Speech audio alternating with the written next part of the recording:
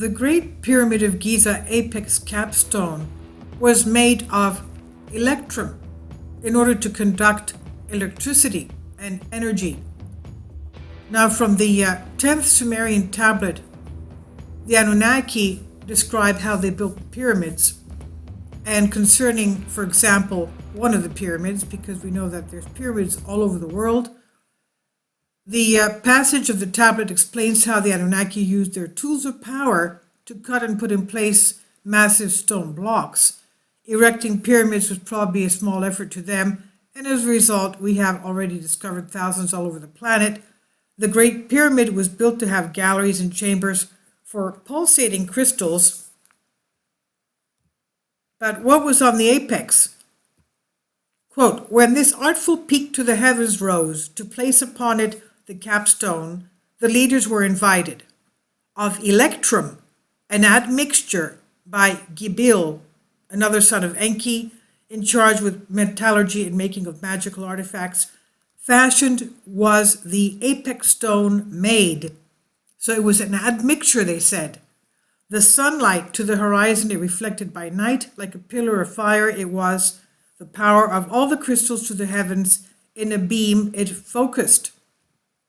Now, according to different accounts, the pyramids had been covered in a white limestone, and we can only imagine how beautiful they were, gleaming in the desert sunlight.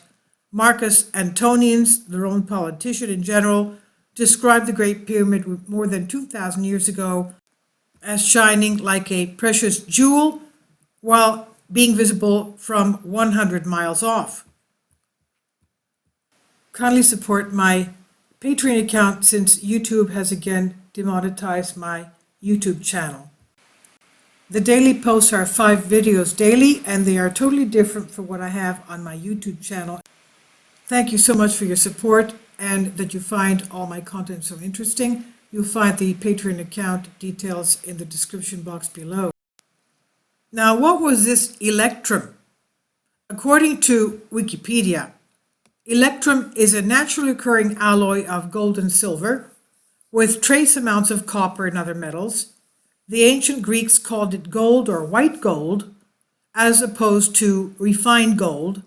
Its color ranges from pale to bright yellow, depending on the proportions of gold and silver. It has been produced artificially, and it's also known as green gold. The gold content of naturally occurring ELECTRUM in modern Western Anatolia ranges between 70 and 90%, in contrast to 45 to 55% of gold in ELECTRUM used in ancient Lydian coinage, the ancient, and over 2,000 years ago, of the same geographic area.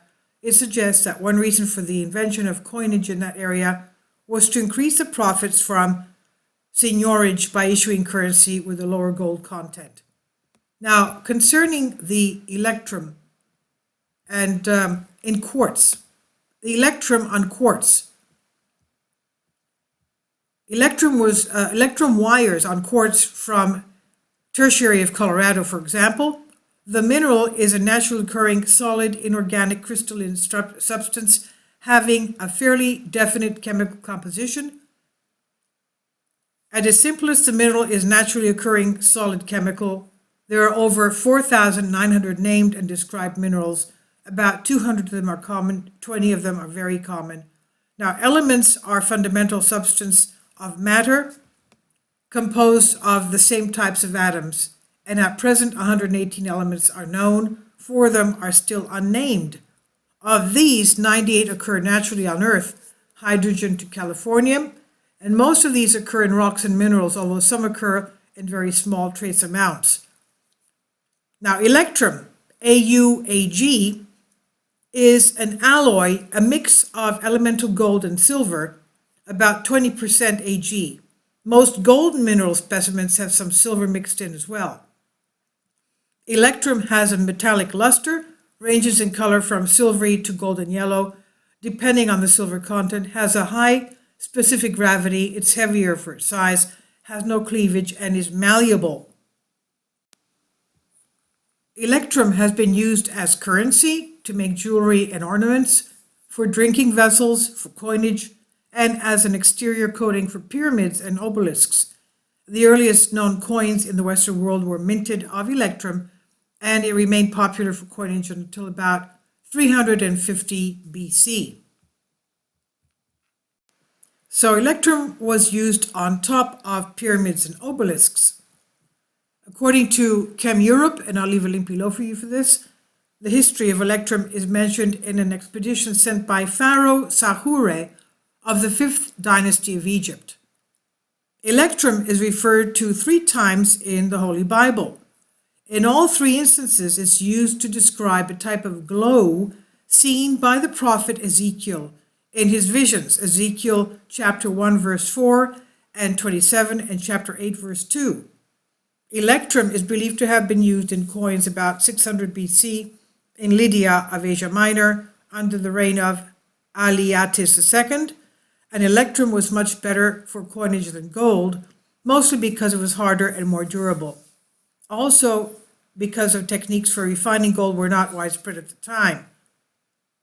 Now, in Lydia, 14.1 grams of electrum was made up into 1 stater, meaning standard.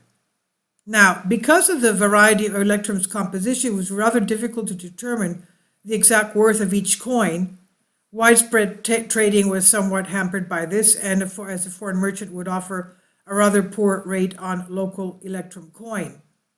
These difficulties were eliminated in 570 BC when pure silver coins were introduced, but electrum currency remained fairly popular until about 350 BC. The simplest reason for this would be that because of the gold content, the 14.1 gram stater would be worth as much as 14.1 gram silver pieces. Now, I couldn't find any more concerning why it was put on the apex of pyramids and obelisks. I assume it has to do, because of the name, electrum, that it had something to do with electricity. Now, during the Old Kingdom, these capstones on top of the pyramids were made of diorite, granite, or very fine limestone, which was then covered in gold or electrum. Okay, gold or electrum. Electrum we talked about, found in in quartz. Now, by the Middle Kingdom, at the end of the Pyramid Age, they were usually made of granite and inscribed with texts and symbols.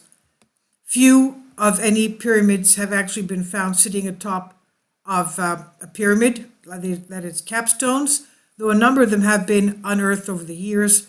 The oldest pyramidion, capstone that is to date, ever discovered was found by Rainer Stadelmann in 1982 in the area of the Red Pyramid of Dashur.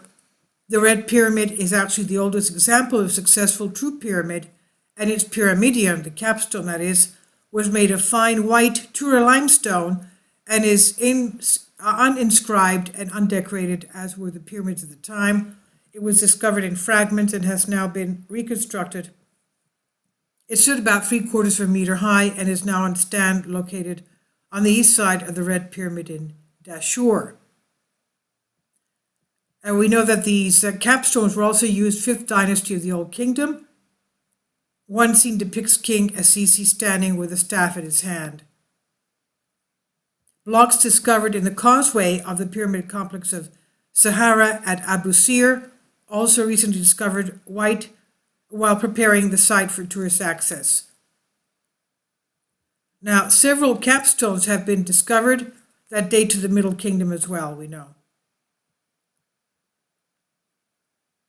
2 additional capstones, pyramidions of black granite, are unearthed in South Saqqara.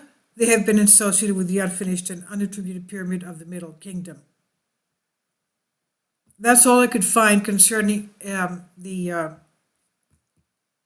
electrum on pyramids and obelisks, but obviously for them to be calling this, since antiquity, electrum had to do something with electricity. Please leave your comments, and thank you for your support.